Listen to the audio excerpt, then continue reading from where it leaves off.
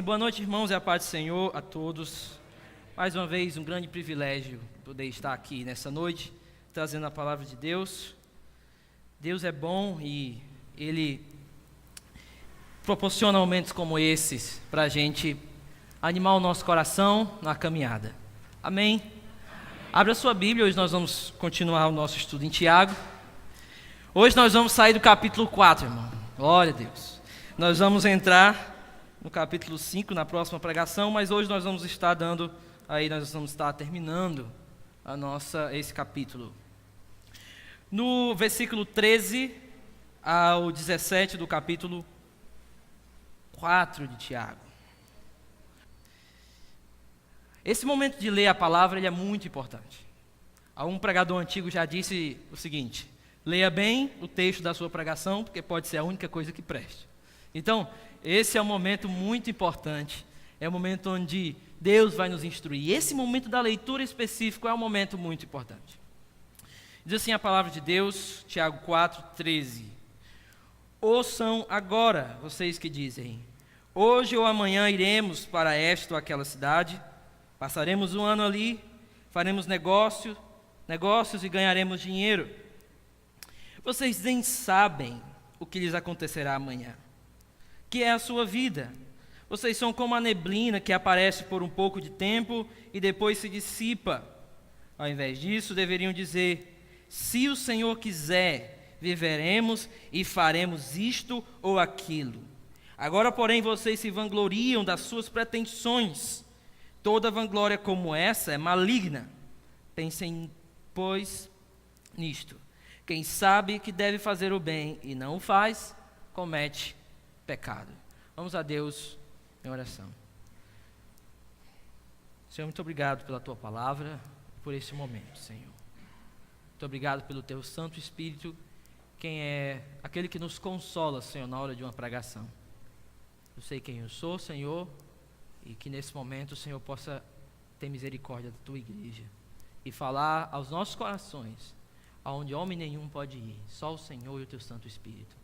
Dá a Tua graça, Senhor, para nosso coração sair daqui transformado. Em nome de Jesus, amém.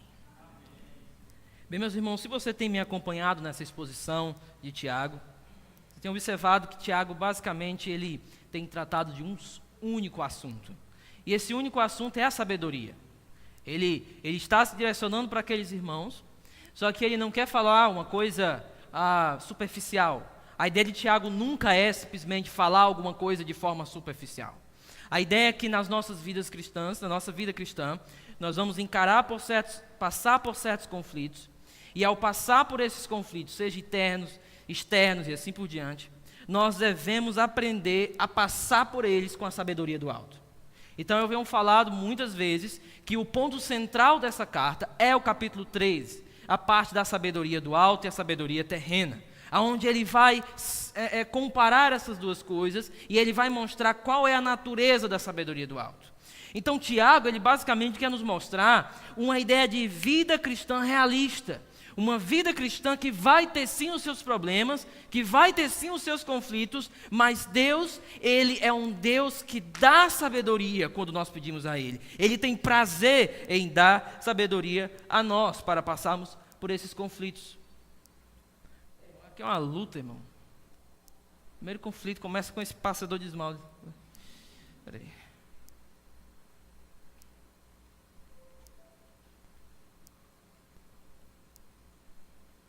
Ó, prestou. Então, voltando aqui. Então, Tiago, desde o início, ele não vai só mexer com os atos. Ele não vai mexer simplesmente com a ponta do iceberg.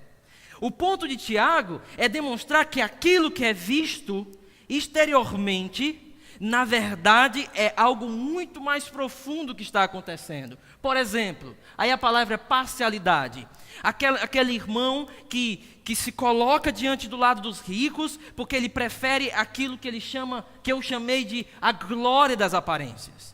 Então ele não vai dizer só que uma igreja que tem um privilégio por pessoas ricas, que tem um privilégio para dar mais coisas para aquelas pessoas que têm mais dinheiro e tudo mais, não é simplesmente uma questão externa. A questão interna que Tiago vai mostrar é a glória das aparências.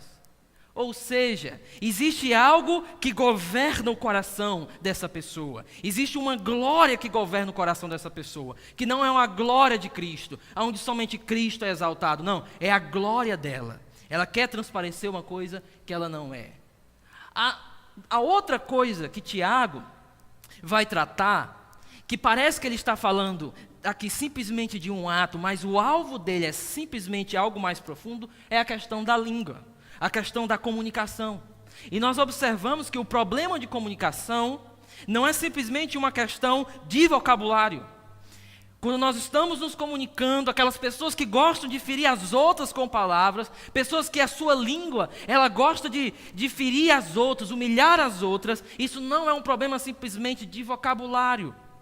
Ou que ela tem algum problema psicológico, assim vai. Mas é muito mais que isso, é um problema do coração. É algo do coração. A outra coisa são os conflitos. Tiago não quer que você diga assim, pastor, o problema é minha esposa, o problema são meus filhos, o problema é isso, é aquilo fora de mim. Não. Tiago é muito direto. Ele demonstra para nós que os conflitos, qual é o problema? São os desejos egoístas. É aquilo que eu quero muito, é aquilo que eu desejo muito, e para obter, se eu não conseguir, eu parto para a briga, eu parto para tirar aquilo à força das pessoas, e eu gero os conflitos. Então observe, meu querido irmão, Tiago não está tratando os assuntos, os conflitos de forma superficial. Ele quer nos levar às raízes. Qual é a raiz do problema? Isso é muito significativo. Porque na hora que nós estamos enfrentando os conflitos da nossa vida, nós temos a tendência de olhar aquilo de forma externa demais. Nós temos a tendência de querer resolver aquilo simplesmente deixando para lá. Deixa eu dar um exemplo.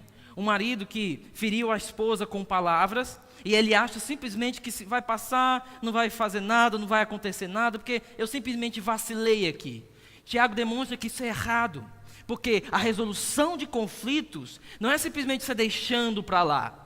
Por quê? Porque isso é perigoso, isso está revelando algo do seu coração. E se você não for lá na raiz e tratar isso, vai continuar. Então, Tiago, em toda essa carta, ele está tratando de um problema de raiz. E nesse texto que nós lemos, não é diferente. Eu não quero que você olhe aqui, Tiago. Existem 2 simplismos nesse texto que nós podemos cometer. O outro assunto que ele trata é da difamação que foi no sermão passado. Não é simplesmente difamar o irmão. Tiago vai nos mostrar que, na verdade, é uma tentativa de ser o juiz, de estar sentado na cadeira do trono do universo, aonde eu posso determinar as leis, aonde aquele irmão tem que seguir as minhas leis, as leis do meu universo e não as leis de Deus. E aí, se ele não obedecer, eu parto para a briga e eu parto para difamá-lo. Agora, o assunto de hoje também, ele mexe com isso. Ou seja, ele mexe com aquilo que é a sabedoria terrena. Isso aqui tudo são características da sabedoria terrena. 2 simplismos. O primeiro simplismo desse texto é que Tiago está condenando os planos. Essa é a nossa tendência. Você lê esse texto assim, você que diz que vai fazer isso, aquilo outro e tal. Aí a pessoa lê o texto, está vendo? Não vou fazer planos. Está vendo, meu amor? Nada de planos, deixa amanhã rolar, eu não estou nem aí e tal. Ou então a namorada chega para o namorado, meu irmão, o que você acha? Devemos casar, não preparar nosso casamento? Não. Por aí não, meu senhor. Tiago está dizendo que vocês ficam fazendo planos, isso é errado e tal. Irmão, larga esse rapaz, provavelmente ele é mau partido. Então, condenando, não, ele não está. Segundo, Tiago não está dizendo para a gente simplesmente colocar um se Deus quiser no começo dos nossos planos. E outra pessoa diz assim, não, eu vou ganhar dinheiro muito. E a pessoa, não, se Deus quiser, né? Fica aquela consciência de culpado, né? Tá, assim, não, irmão, se Deus quiser. Isso não é a coisa. Ou então a gente faz os nossos planos e lê esse texto simplesmente, mais uma vez, mudando o vocabulário, mas o coração continua o mesmo. Não é isso que Tiago quer aqui. Tiago vai mais uma vez entrar profundo numa realidade aqui que nós vamos ver nessa noite. Eu intitulei o título dessa pregação de A Ilusão da Nossa Autossuficiência. Isso é claro que Tiago aqui ele vai bater de frente conosco e ele vai meio que nos confrontar tanto. A ideia de Tiago em todo o texto é nos deixar calados. Tiago, ele quer nos confrontar de tal forma que nos deixa sem argumentos. E aí eu vou direto para o texto. Tiago aqui começa no capítulo 3, falando de 2 tipos de sabedoria. Vai tentando adivinhar aí, irmão. Aqui é sabedoria do alto e sabedoria terrena. Mas, depois do capítulo 3, ele vai falar no capítulo 4, de que o motivo que nós escolhemos a sabedoria terrena é porque existe dentro do nosso coração ainda certos desejos egoístas.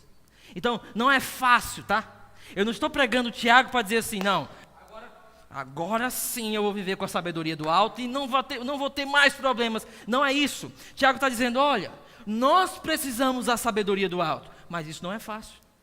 Porque o nosso coração tem uma tendência de continuarmos no caminho da sabedoria terrena. Então ele vai mostrar os conflitos do nosso coração.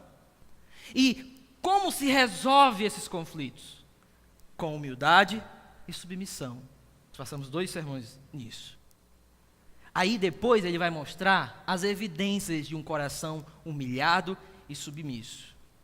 No domingo que eu preguei, o último domingo que eu preguei, nós vimos que é um coração que a língua dele, ele não mais difama aquele irmão, ele não mais pensa que ele está sentado no trono do universo dele, porque agora ele é humilhado. Ele reconhece que ele vive agora pelas leis do seu Senhor. Mas não é só essa evidência, existe uma outra evidência aqui, que é justamente acerca dos planos que nós fazemos. A evidência de um coração humilhado vai demonstrar certas coisas sobre como ele guia a sua vida.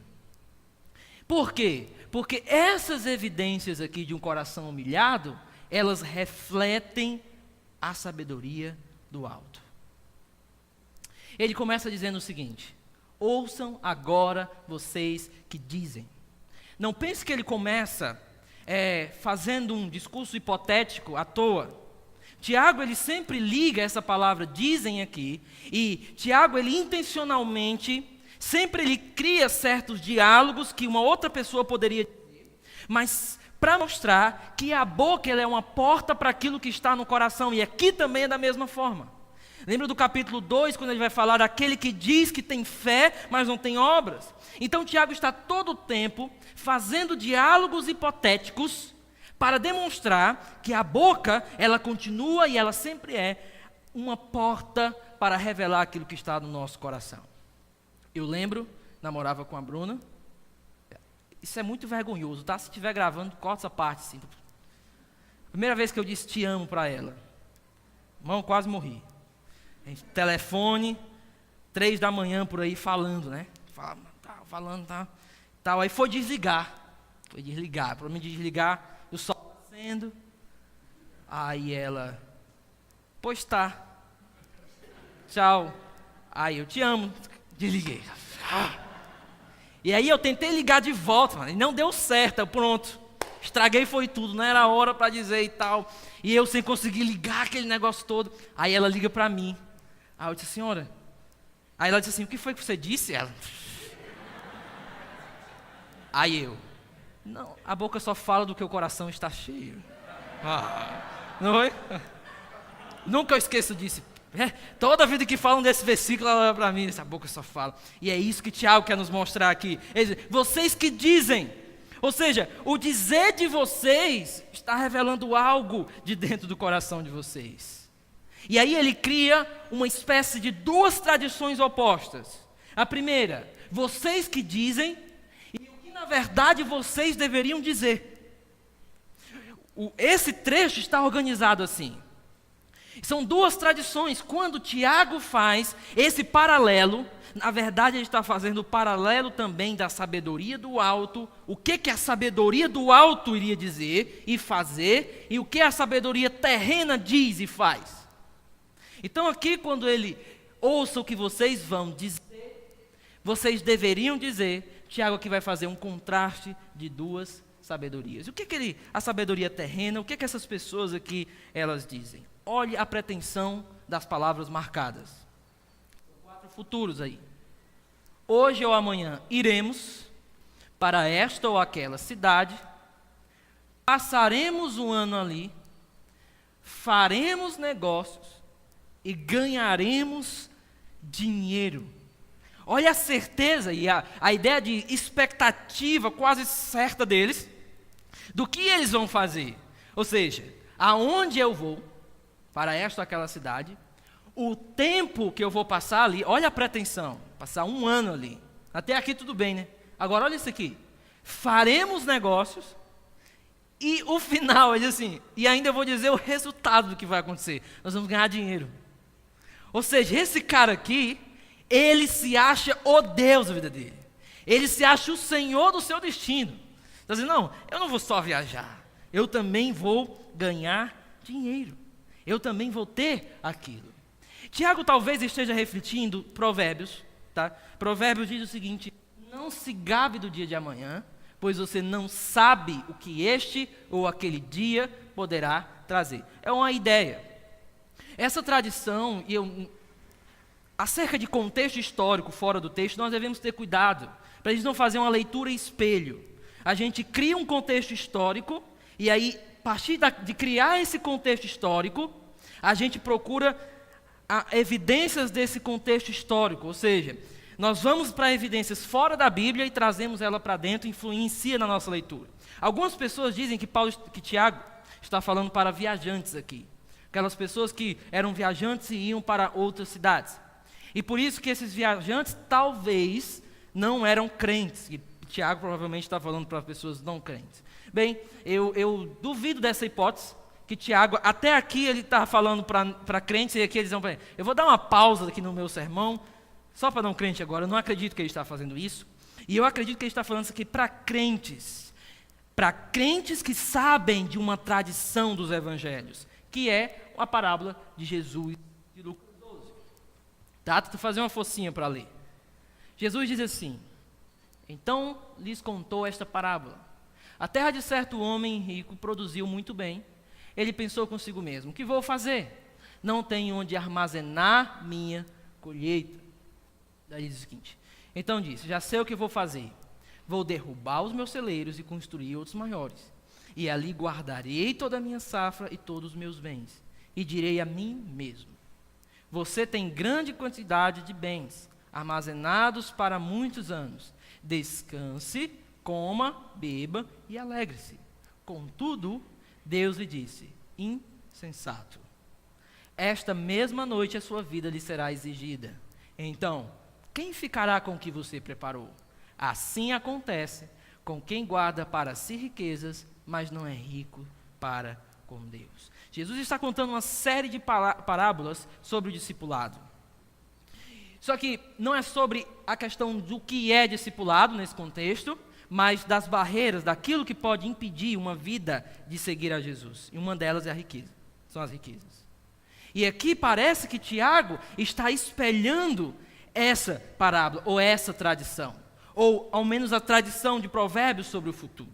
Mas o ponto é que quando nós olhamos aqui, esse homem, ele está descansando a sua vida e ele está meio que definindo a sua vida por bens materiais, por aquilo que ele conquistou e não em Deus. O conforto último da sua vida não é basicamente Deus, mas aquilo que ele conquistou.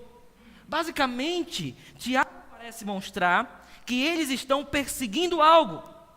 Nesses 4 verbos aí no futuro, o último é muito emblemático. Olha o que ele diz: ganharemos dinheiro.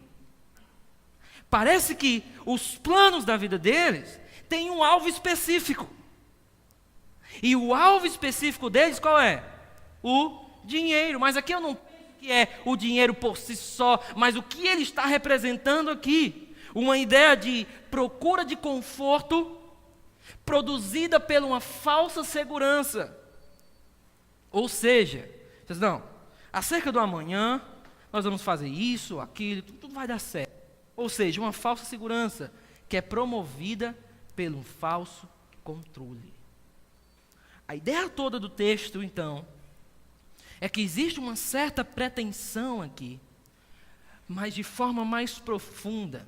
Existe uma pretensão de conseguir tudo e ter um alvo e o propósito da vida estabelecido por confortos terrenos.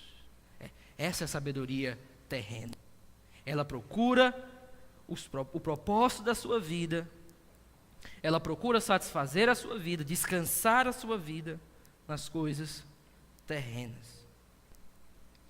Em outras palavras, Tiago, primeiramente, está mostrando uma vida autocentrada. São os meus planos, são as minhas ideias, é o que eu quero e vai ser da forma que eu desejo, porque eu estou querendo assim. Tiago está olhando para essas pessoas e está dizendo: como é que vocês estão dizendo de que vocês vão fazer coisas amanhã e tudo isso aí é o plano da vida de vocês? Ou seja, vocês querem fazer as coisas do jeito de vocês, vocês são os senhores do seu destino. Meus irmãos, a ilusão da autossuficiência, ela começa com a famosa ilusão, e essa ilusão de que nossa vida, de que nós, estamos no centro da nossa vida. De que tudo gira em torno de nós. De que tudo gira em torno do meu umbigo. E isso é muito emblemático, por exemplo, em aconselhamentos. A gente vai aconselhar e a pessoa chega, alguns chegam e começam a falar os planos que elas tinham para o casamento delas. Não, eu pensei em casar, e eu pensei que ia ser assim, assim, o meu marido ia fazer isso e tal, e tal, tal, tal. E ela bate de cara com isso, não acontece. E ela chega para o aconselhamento e diz: não, pastor, não está acontecendo o que eu queria. Eu pensei que ia ser de uma forma e não está sendo. E aí a gente começa a aconselhar: não, irmã, não é bem da forma que nós queremos, nós não conhecemos o futuro. Não, mas eu fiz tudo direitinho e tal, e eu já tinha tudo nos meus planos, eu não sabia que isso ia acontecer. Talvez você não sabia que isso ia acontecer. Daí a gente começa a dizer o seguinte: bem, irmã, agora existe uma solução. Vamos aqui para a palavra de Deus, vamos ouvir a palavra de Deus, vamos ouvir o que ela tem para dizer para nós. Aí a gente começa e tal. Ah, não, pastor, mas isso aí não é do jeito que eu queria, não. Ah, não, mas isso aí é muito difícil, não cabe, a gente não consegue fazer isso. Isso não está dentro do nosso plano de vida. Isso acontece também em namoros. A pessoa, ela cria uma espécie de ídolo no seu namorado, ela estabelece como tudo vai ser. Ela diz: não, a gente vai casar, a gente vai fazer isso, a gente vai fazer aquilo outro, e vai acontecer isso e aquilo outro, e quando não acontece, quebra a cara, coloca a culpa em Deus, mas não percebe que desde o início os planos eram só seus. Tudo era só seu. Tiago está demonstrando que existe uma certa ilusão de autocontrole, de uma vida autocentrada. E sabe qual é o perigo, irmão? É que muitas vezes nós queremos conselheiros que simplesmente batam nas nossas costas e afirmem conosco os nossos planos egoístas. E não aqueles que querem nos despertar para mostrar que esses planos não fazem parte da agenda de Deus. Nós preferimos muitas vezes se afastar daqueles que querem nos mostrar a agenda de Deus e ficar perto daqueles que querem juntos andar numa agenda egoísta. O grande problema de uma vida autocentrada, eu não penso que Tiago está aqui tentando meio que dizer que isso é fácil, é que dentro de nós, dentro do nosso coração, nós temos esse perigo de desenvolvermos planos, de fazermos tudo sem Deus. Pode observar que no texto nós temos dois diálogos. Um diálogo, o primeiro diálogo, não tem em palavra Deus. No segundo diálogo, que é produzido por Tiago, já tem, se Deus quiser. A ideia é que no primeiro diálogo não tem Deus na história. E o grande perigo é que eu, muitas vezes, sou assim. Muitas vezes nós somos assim, não domingo. Domingo não. Segunda-feira nós podemos ser assim. Terça nós podemos ser assim. Domingo é: Senhor, os planos teus na minha vida. Segunda-feira não, os meus planos para a minha vida. Na segunda, na terça, muitas vezes eu não penso em Deus. Muitas vezes, da segunda para sábado, Eu me pego sem querer saber o propósito de Deus para a minha vida, ou querer saber a vontade de Deus. Eu me pego sem estar interessado em saber os planos de Deus, porque essa é a tendência do nosso coração. Andar numa vida de autossuficiência, em uma espécie de autocontrole ilusório. Ilusório, e Tiago vai nos mostrar, que começa da base, de quem nós somos. Mas não é só isso que ele mostra. Ele também fala de um segundo perigo aqui, segunda marca de uma ilusão da autossuficiência. A primeira, a vida autocentrada; a segunda é que a sabedoria terrena são aqueles que são conduzidos a ter como propósito de vida a aquisição e o prazer de bens materiais. Tiago parece que coloca esses bens materiais como fim último, e ganharemos dinheiro. Não pense que aqui Tiago está desconectando o capítulo 4 dos desejos do coração. Aqueles desejos do coração do capítulo 4 pareciam perseguir algo. E aqui também eles estão perseguindo algo. Só que aqueles desejos, enquanto no coração, aqui eles se materializam. Ou seja, nós vamos ali, nós vamos ganhar dinheiro e nós vamos finalmente encontrar o nosso conforto. E o grande perigo nisso é isso. Ou seja, fazer do propósito da nossa vida a aquisição e o prazer de bens materiais. É o famoso materialismo. E vamos ser realistas aqui, irmão. Vamos dar uma de anjo santificado, não, tá? Nós temos a tendência de fazer isso aqui o propósito da nossa vida. A gente não pode olhar para o diálogo que Tiago está fazendo e dizer assim, não, Deus, tu acha que eu ia dizer um negócio desse, Deus? Tiago não está preocupado com o vocabulário mais uma vez, mas é a realidade do coração. Ou seja, de fazer os bens materiais, não somente aquilo que dá sustento à minha vida, mas aquilo que é a fonte de prazer da minha vida. De fazer dos bens materiais aquilo que governa o meu coração. Porque quando eu faço dos bens materiais aquilo que governa o meu coração, eu passo a viver para isso.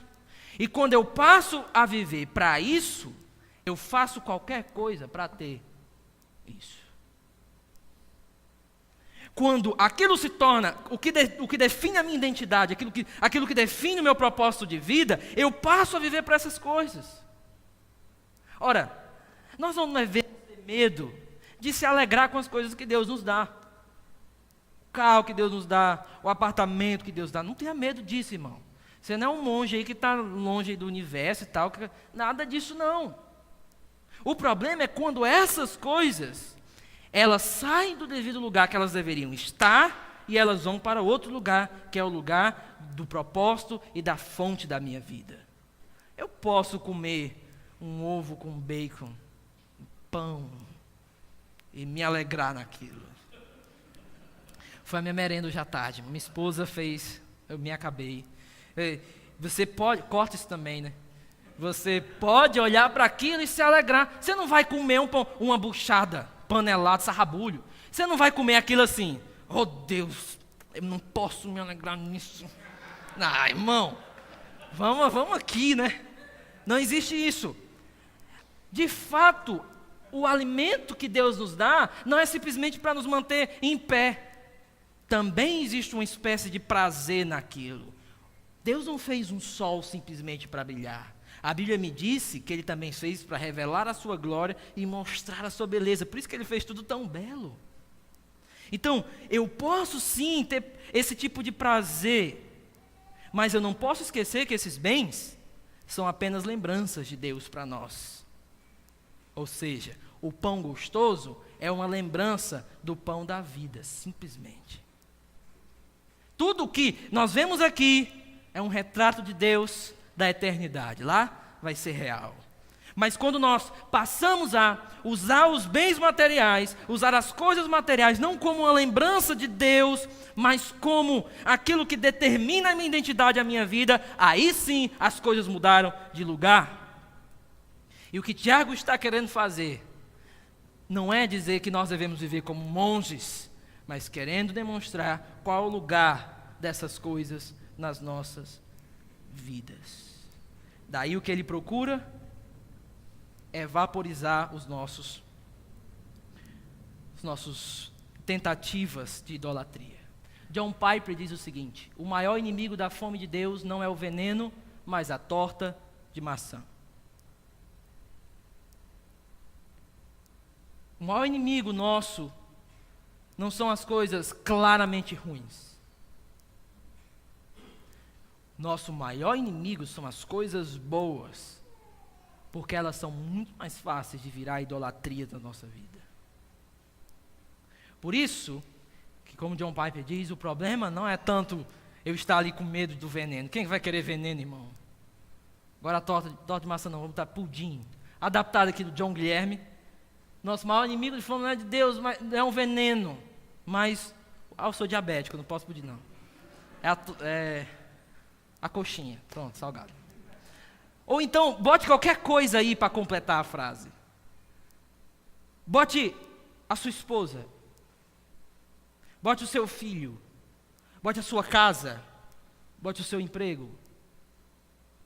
O nosso maior inimigo são as coisas ruins aparentes, mas as coisas boas que podem começar devagarzinho, tomar o lugar de Deus nas nossas vidas. E o que Tiago está alertando, não é ruim trabalhar. Não é ruim fazer planos em si. O problema é onde o meu coração está. É o que está governando o meu coração. É o que está determinando a minha identidade. O meu propósito de vida. Vamos para frente. Agora Tiago ele começa a vaporizar os planos. Daquele estilo Tiago, né? Ele começa assim: vocês nem sabem o que lhes acontecerá amanhã. O problema, o Tiago começa logo assim: vamos parar aqui. Vocês estão falando tudo isso aí, então? Pois eu vou fazer uma pergunta bem simples para vocês. Vocês sabem o que vai acontecer amanhã? Não, Tiago. Eu penso que aqui fica um silêncio aqui. Sabe por quê? Na primeira parte desse texto, existe uma confusão sintática. O que é isso? É a maneira que Tiago organiza sujeito, verbo, como ele está organizando. Existe uma dificuldade muito grande de você organizar esse texto sintaticamente. Muito grande. Tiago, ele meio que deixa tudo de cabeça para baixo. E aí você olha isso aqui: Tiago, que tanta desordem gramatical é essa? Existe um outro lugar onde ele faz a mesma desordem gramatical. É quando ele está descrevendo a sabedoria terrena. Eu penso aqui que, na verdade, essa escolha está implicando em alguma coisa para Tiago. Que, na verdade, esses dois momentos de confusões gramaticais, uma na sabedoria terrena, essa outra está expressando a sabedoria terrena na prática. Os seus planos parecem tudo direitinho aqui, ó. Mas, na verdade, é tudo fora de razão, é tudo fora de controle. Porque começa pelo simples fato de que nós não sabemos o que nos acontecerá amanhã. Nós não sabemos. Isso é um mistério de Deus para nós. Isso é uma espécie de limite que Deus coloca. Você só vai até aqui e você tem que dormir ainda. Porque nós não sabemos isso. Existem limitações, mas não só isso. Olha aqui. Que é a sua vida. Vocês são como a neblina que aparece por um pouco de tempo e depois se dissipa. A ideia aqui, no original, vocês são como de cachimbo. Fumaça. Você é como fumaça que sopra uma vez e ela vai se dissipando. Existem dois problemas aqui na mente dessas pessoas. A primeira é uma ilusão quanto à ideia de saber o futuro, e a outra é não conhecer a natureza e da fragilidade da vida. Eu lembro uma vez, estava acompanhando meu pai, ele ia pregar numa cidade, E naquela noite, fomos só eu e ele. E eu lembro que eu ouvi a pregação eram várias pregações na noite, e eu ouvi a pregação de um irmão, de um senhor de idade já. E ele estava falando sobre vários planos que ele ia fazer, de institutos e tal, de cuidar de pessoas deficientes e tudo mais. E eu lembro que quando a gente estava voltando para casa de noite, meu pai recebe um telefonema de que aquele senhor tinha batido o carro e a família dele morreu toda. Era uma chamada curva do S. E eles bateram. Foi chocante para mim aquilo ali. E eu lembro que minha família reservou um momento para me ensinar sobre a fragilidade da vida. Mas como pode? Ele estava fazendo planos ainda agora. A gente ia participar. E de repente, se foi. Tiago está dizendo, de maneira natural, olhe para a vida. Olhe para pessoas que você conhecia e se foram. A vida, irmão, é frágil. A vida é como um vaso. É por isso que os quadros barrocos, eles retratam a vida ou como ovos ou como vasos de barro quebrado. É só você ver o quadro de Rembrandt, que você percebe que a mesa está toda bem arrumadinha aqui, e ali está um vaso quebrado. Ou como Shakespeare, no Temporal, naquela peça onde ele vai retratar que a vida é como um sono. Ele diz assim, o sono não simplesmente faz parte da vida, Hamlet. O sono é a vida. Simplesmente a gente acorda e acaba numa noite. Porque essa é a natureza da vida. Existe fragilidade. Ele não quer nos levar ao desespero aqui. Não pense que Tiago quer dizer assim, agora, eu não sei o amanhã, e ainda a vida é tão frágil. O que Tiago quer nos mostrar, primeiramente, caiam na real. Como é que esses planos egoístas, que Deus não faz parte deles, Deus, simplesmente você não está inclinado para saber a vontade de Deus, como é que você vai fazer eles, se você não sabe nada do amanhã, e se sua vida é tão frágil? Tiago está então nos direcionando a entregar as nossas vidas nas mãos daquele que realmente controla o nosso tempo e a nossa vida. É por isso que ele vai dizer o seguinte: ao invés disso, deveriam dizer, se o Senhor quiser, viveremos e faremos isto ou aquilo.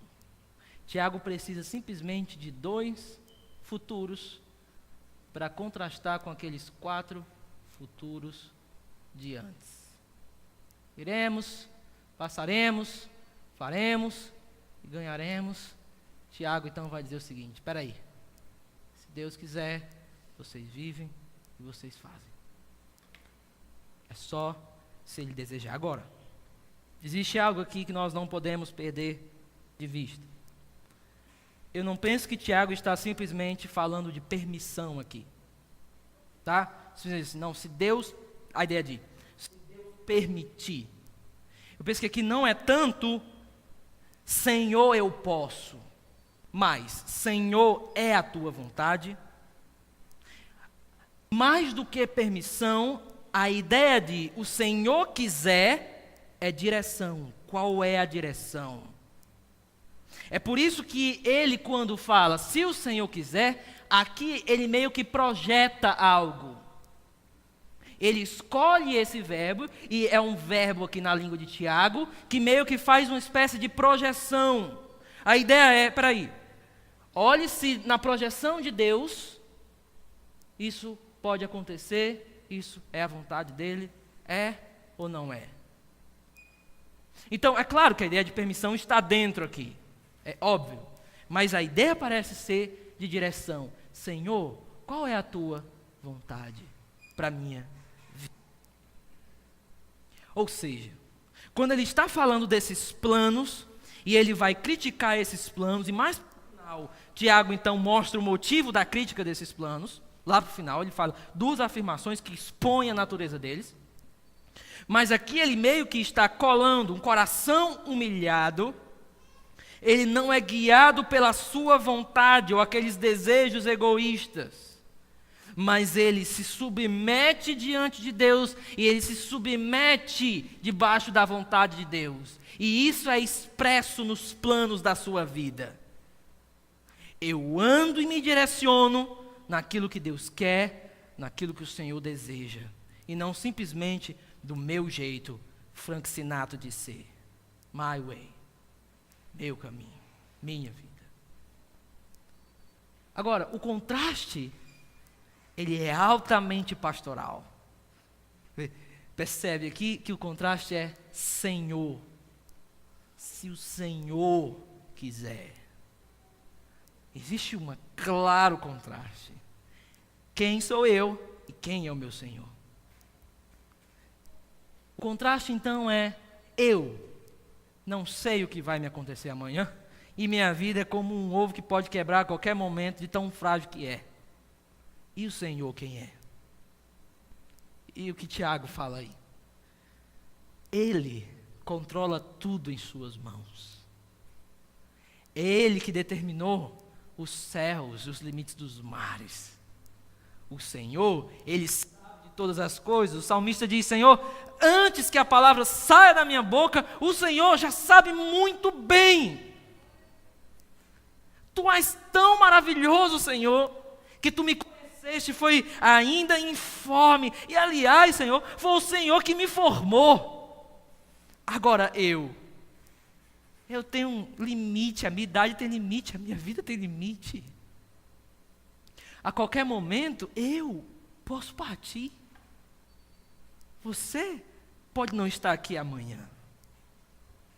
Você simplesmente pode ir. Mas e o Senhor? Ele não tem princípio nem fim. Ele está acima de tudo, de todos. Aliás, é Ele que dá a vida. É Ele que nos faz viver. O Senhor é majestoso. O Senhor não é aquele que alguém bate o pé e diz: eu decreto, e Ele precisa baixar a cabeça e fazer. Quem é comparado a Ele? Quem se assemelha a Ele? Ele é o soberano do universo, é o Deus de Israel. Ele endurece e amolece o coração de Faraó quando Ele quiser, porque Ele é o Deus soberano, sim. Ele sabe de todas as coisas e eu não sei. E qual é a minha atitude? Qual a atitude que Tiago quer? Então, meu irmão, se submeta à vontade desse Senhor. Eu não penso que Tiago ia usar a palavra Senhor aqui como a gente usa, Deus. Não, é de propósito. Existem 3 lugares onde ele usa, e cada um com a ideia direta de vontade de Deus. Ou a ideia do Kyrios, a ideia daquele que é altíssimo sobre todas as coisas, comparado à nossa pequenez, a quem nós somos. Tá, essa é a aplicação, tá? Nós somos pequenos diante de Deus. Existe mais do que isso. Ele é soberano do universo. Agora, o que Ele está fazendo então conosco é entregando o que nós devemos entregar, as nossas vidas em suas mãos. Agora Tiago meio que expõe a natureza dessas pretensões. E ele diz o seguinte: agora, porém, vocês se vangloriam das suas pretensões, ou vocês se orgulham pretensiosamente. Toda vanglória como essa é o quê? Maligna. Por que maligna? Porque essa é uma das características da sabedoria terrena. Diabólica, ela é terrena, natural e o quê? Diabólica. Ela tem uma natureza, não é só pecaminosa, depois ele vai falar isso. É uma natureza que vem justamente dos anjos caídos, demoníaca. De autossuficiência, autoindependência, uma espécie de se apartar do Senhor, ou seja, eles estão se gloriando de uma coisa, no fundo do coração, é como se eles não precisassem do Senhor para nada, é uma vida simplesmente autossuficiente, e Tiago quebra essa ilusão. Vocês não sabem amanhã. Aí, vamos brincar aqui de adivinho. Tiago, vocês não sabem amanhã. Agora, não é só maligna, mas também é o ponto central dele. Pensem nisso, pois quem sabe que deve fazer o bem e não faz, comete o quê? Existe um grande perigo, quando você estiver lendo Tiago, de pegar os aforismos de Tiago, os provérbios, vamos dizer assim, e separar do que ele vem dizendo. Aqui, geralmente, a teologia sistemática, ela fala de pecado de omissão e pecado de comissão. Tá? Pecado de omissão é aquilo que eu deixo de fazer, mas ainda assim é pecado, e pecado de comissão é aquilo que eu faço ativamente. Mas eu acho que essa dicotomia, ela existe, mas esse texto ele não está falando bem disso. Por quê? Aqui Tiago fala de quem sabe. E aqui é como se tivesse um zoom bem grande aqui, ó. Tiago está chamando a nossa atenção para esse quem sabe. Quando ele chama a nossa atenção para o quem sabe, ele está voltando de novo para o capítulo 3, quando ele diz assim: quem tem entendimento e sabedoria para essas coisas? Aí alguém pode dizer: eu, Tiago, eu tenho. O que é que ele fala no capítulo 3? Então mostre, não fale. A mesma coisa aqui está acontecendo, olha, um contraste entre saber e fazer. Ora, você sabe e não faz, isso é pecado. Isso é sabedoria terrena. Isso é sabedoria maligna. Dizer que sabe, agora sabe o quê? Que deve, nesse contexto, se submeter a Deus. Lembra quando ele diz no 4, submetam-se a Deus, humilhem-se. Vocês sabem que devem fazer e se humilhar à vontade dele, e vocês não fazem o bem. Ou seja, o que é o bem? É simplesmente procurar a direção de Deus e viver debaixo dos planos de Deus. Quando vocês sabem que devem se humilhar e viver sob a direção dele e não faz, vocês cometem pecado. É óbvio que qualquer tipo de bem se enquadra aqui. A ideia geral está aqui. Mas esse quem sabe está ligado justamente ao que ele vem falando. Vocês sabem que devem se humilhar, eu já falei com 10 imperativos do que vocês devem fazer e vocês não fazem, bem, isso é pecado. Isso é pecar contra Deus. Agora, irmãos, existem 3 coisas aqui, 3 lições básicas que eu queria deixar para os irmãos, para você levar para casa.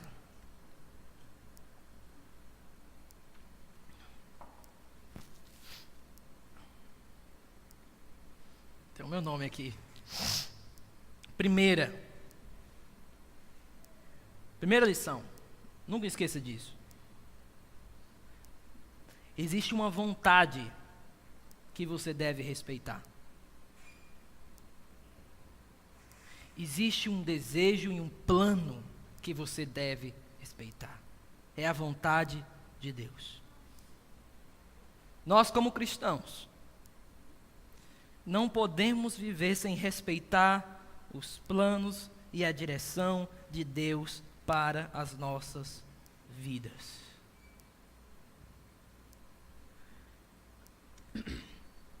Se você está passando por um processo de restauração na sua família, se você está passando por um processo de restauração no seu casamento, você tem que entender de uma vez por todas que não é da sua forma nem do seu jeito. E nem sempre vai acontecer aquilo que você acha que determinou que vai acontecer. E se o seu filho não mudar depois da sua campanha de oração?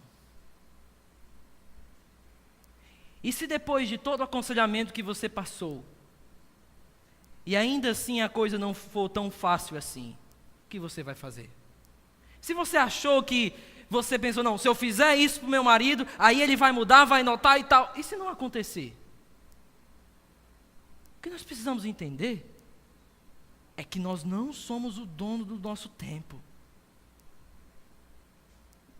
Nós não somos os donos da nossa vida. O tempo é de Deus. Os planos são de Deus. E o que a Bíblia me diz, minha próxima pregação, na outra, é que eu devo esperar paciência, sala de espera do Senhor, passar todo o processozinho, com calma, porque não é no meu tempo, não são nos meus planos, é no plano de Deus. Lembra Abacuque? Abacuque ora a Deus e Deus começa a responder a Abacuque. É massa a cena. Diz assim, Deus vai me responder. Diz assim, Abacuque, faz o seguinte agora e tremam e dê ouvidos todos. Eu farei coisas inimagináveis sobre a terra. Eu imagino Abacuque assim, numa expectativa. Deus, finalmente Deus, eu vou trazer a Babilônia para acabar com tudo. Espera aí Deus, eu não pensei. Deus, o meu plano é que o Senhor vinha, restaurava Israel e tudo ficaria legal. O Senhor vai trazer a Babilônia para poder trazer castigo sobre nós. Sabe por quê, meu irmão? Que não é do nosso jeito. As coisas nem sempre serão do nosso jeito. Eu preparando esse sermão aqui, Deus assim, aquela ideia, quase que eu prego esse sermão na minha frente, no espelho. Muitas coisas acontecendo na minha vida, eu disse assim, vamos lá, vou pregar aqui. Primeiro ponto, tem uma vontade que você tem que respeitar. Se a coisa não acontecer agora, paciência. Nos planos de Deus, Ele sabe o que é melhor para nós. Segundo, existe um destino que nós devemos considerar. A nossa vida é como um vapor. Aí nós vamos viver para o agora? A nossa vida é como uma fumaça de cigarro, que você parou e passou. E nós vamos viver para o agora? Não. Existe uma eternidade que nós devemos considerar. Existe um futuro muito além dos nossos planos materiais que nós devemos considerar. E quer saber? Isso importa muito mais. Isso importa muito mais. O nosso destino. Jonathan Edwards várias vezes disse, Deus, cravem os meus olhos à eternidade. Nunca tira dos meus olhos a eternidade. Porque quando a eternidade sai de lá, eu passo a viver por aqui e por agora. Eu vivo uma vida fast food. Primeiro, uma vontade a respeitar. Segundo, um destino a considerar. E terceiro, um estilo de vida a buscar. Que estilo de vida é esse? Humilhado. Um estilo de vida completamente diante de Deus, buscando a sabedoria do alto. Uma vontade a respeitar, um destino a considerar e um estilo de vida, uma forma de vida para buscar, que é da sabedoria do alto. E aí, meus irmãos, não vai ser fácil.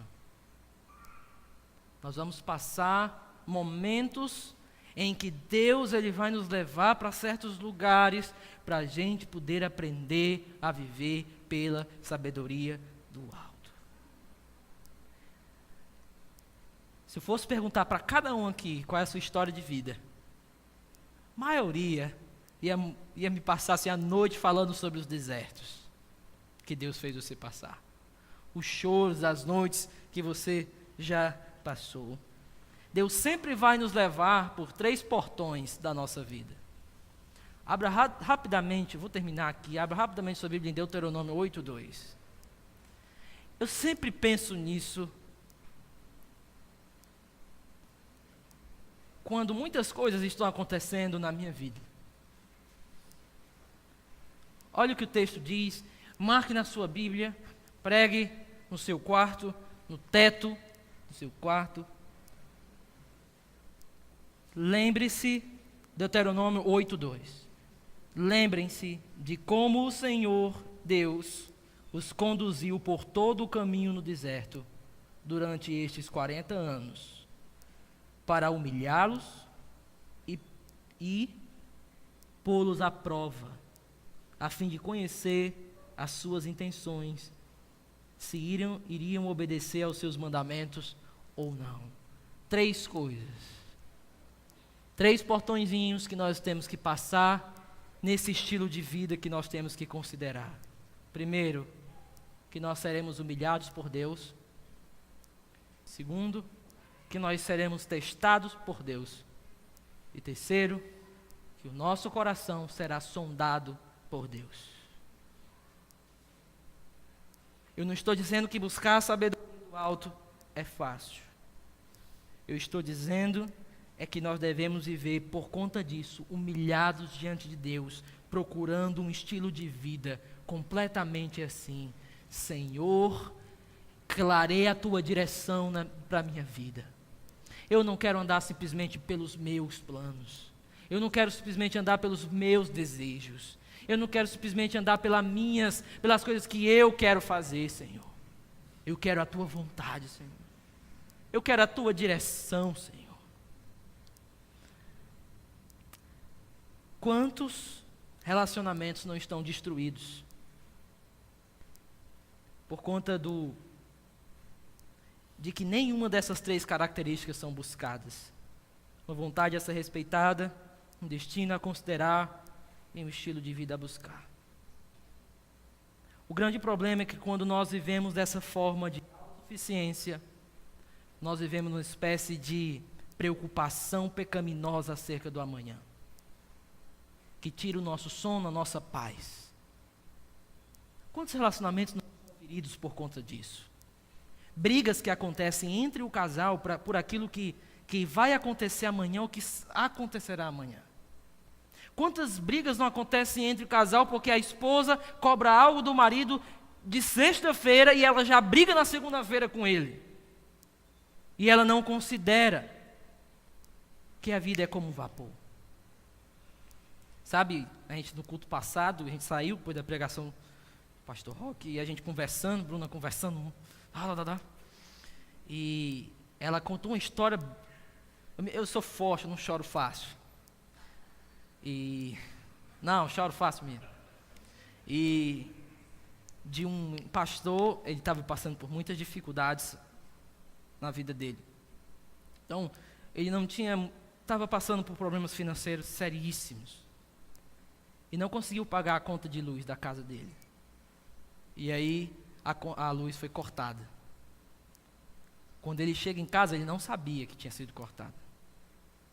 A esposa dele tinha preparado um jantar à luz de velas para eles. Só que ele não se tocou disso, foi lá e tentou ligar a luz e não conseguiu, e quando olhou ela começou a chorar. E ele perguntou para ela: meu bem, por que você está chorando? Eu não queria que você descobrisse. Por isso que eu fiz o jantar à luz de velas. Ou seja, quanto ao amanhã, pertence a Deus. Nós não somos chamados. Ela podia ter dito assim: isso é culpa sua, você fez isso, nós não deveríamos estar aqui, nós só estamos assim por conta de você. Não. Ela percebeu: não posso mudar as coisas. Eu prefiro guardar aquilo que realmente importa.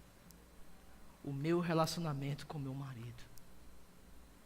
Meus irmãos, eu lembro do meu aniversário de 13 anos, o Felipe está rindo, tinha cortado a energia da nossa casa, e era o meu aniversário e eu estava sozinho em casa. E eu lembro que minha mãe fez um bolo, só que era cuscuz, porque o bolo era caro, a gente estava sem dinheiro, e não era refrigerante, era o suquezinho de 10, aqueles suquezinho de 10, de uva. E eu lembro como se fosse hoje, irmão. Eu não tinha diabetes, então eu fui no fogão e todo tempo ligando a luz, esquecendo, né? E eu fui no fogão, rapaz, o franguinho aqui e tal, vou ligar o fogão aí, não liga. Aí eu fui no fósforo, né? E os fósforos estavam todos úmidos. E o negócio não ligava. Você quer saber? Vai frio mesmo. Aí eu sentei na mesa. Outras coisas estavam acontecendo. Naquele dia, o Senhor me deu uma paz, assim, nada importava mais. Só a única certeza de que Deus estava comigo ali. A preocupação era muito porque nós estávamos para ser despejados da casa naquela semana. E não tínhamos onde morar. Mas quando os meus pais chegaram em casa, a gente começou a rir, feito doido, tudo dando errado, e a gente tudo rindo. E aí, o dinheiro para amanhã? Não tem não. E aí? Sei lá. Deus proverá. Deus proverá. Deus proveu? Proveu sim, mano. Apareceu uma irmã lá do nada. Levou cesta básica, pagou a conta de luz, ainda pagou os lugares, tudo atrasado, irmão. Um negócio assim de Deus mesmo. Só que da outra vez, a gente foi despejado mesmo. Ela só pagou desse. Da outra foi mesmo. Mas Deus providenciou uma casa. Era numa favela assim. Barra pesada mesmo. Os caras vinham pedir CD pra gente, pra ouvir cheirando droga. Aí a gente entregava o CD do Catedral, Drogas Matam, pra eles. Quanto ao amanhã, nós não temos controle. Vamos nos desesperar? Vamos perder completamente a nossa paz? Não. Deus é a nossa rocha. Deus está no controle das nossas vidas. As nossas vidas estão em suas mãos, Senhor. Deus sempre nos levará por caminhos para nos humilhar, para nos testar e para sondar o nosso coração. E ensinar que nós devemos viver humilhados diante deles. Sempre quando muitas coisas acontecem na minha vida, retornando o que eu estava dizendo, eu sempre procuro lembrar de onde Deus me tirou. Sempre que volta na minha cabeça, todas as vezes que eu subo num púlpito, eu digo para o Senhor, Senhor, eu sei muito bem quem eu sou e de onde o Senhor me tirou. Existe uma mulher chamada, aí eu termino, chamada Marian Anderson. Ela foi uma contralto excelentíssima, talvez uma das maiores contraltos que já pisaram nessa terra. Ela estava numa entrevista e a repórter perguntou para ela qual foi o momento mais importante da vida dela. Ela tinha várias coisas para dizer. Por exemplo, Arthur Toscanini, é um grande tenor, maior, disse certa vez que nos últimos 100 anos não surgiu voz como a dela. Mas ela não contou esse momento. Ela podia ter contado outro momento para a repórter, como por exemplo em 1995, quando ela foi a primeira afro-americana a receber o American Opera Company de um troféu lá da Liberdade. Mas ela não contou esse momento. Um outro momento foi quando a autobiografia dela recebeu o best-seller, mas ela não contou esse momento. O outro foi em 1958, quando ela se tornou representante dos Estados Unidos nas Nações Unidas. Ainda assim, ela não contou esse momento. Ou quando na Casa Branca, cantando para as várias autoridades. Ou quando ela ganhou uma medalha de frente assim para uma estátua dos Estados Unidos para 75 mil pessoas. Ela não contou esse momento para a repórter. O momento que ela contou foi o seguinte: foi no dia que ela voltou para a casa da sua mãe, onde ela cresceu, depois de famosa, e disse para sua mãe que ela não teria mais que lavar roupa com as mãos. Ela lembrou lá de onde ela saiu. Ela não deixou que os grandes acontecimentos da vida dela tirasse da cabeça dela a origem humilde dela. Sabe, irmãos, eu sei que eu estou falando aqui para pessoas que têm grandes planos, que já têm uma vida financeira já bem estabelecida, que já têm aí direção, já têm feito grandes coisas, mas deixa eu lhe dizer, se mantenha humilde. Não fique fazendo os planos sem a direção de Deus. Reconheça sempre de onde Deus lhe tirou. Quem é você, das suas raízes. Vamos orar. Meu Deus, eu te agradeço por esse sermão pregado em fraqueza, Senhor, mas que possa, Senhor, refletir na vida dos meus irmãos e na minha. De que possamos, Senhor, fazer os planos, podemos fazer a direção das nossas vidas e devemos ser organizados, Senhor. Devemos procurar estabelecer os alvos e as nossas metas. Mas acima de tudo, Senhor, nós precisamos viver debaixo da Tua permissão e da Tua direção. Que os nossos planos e os nossos alvos estejam alinhados com a Tua vontade. Que o Senhor seja o nosso maior prazer. E que nossas vidas, Senhor, estejam nas Tuas mãos. Em nome de Jesus. Amém.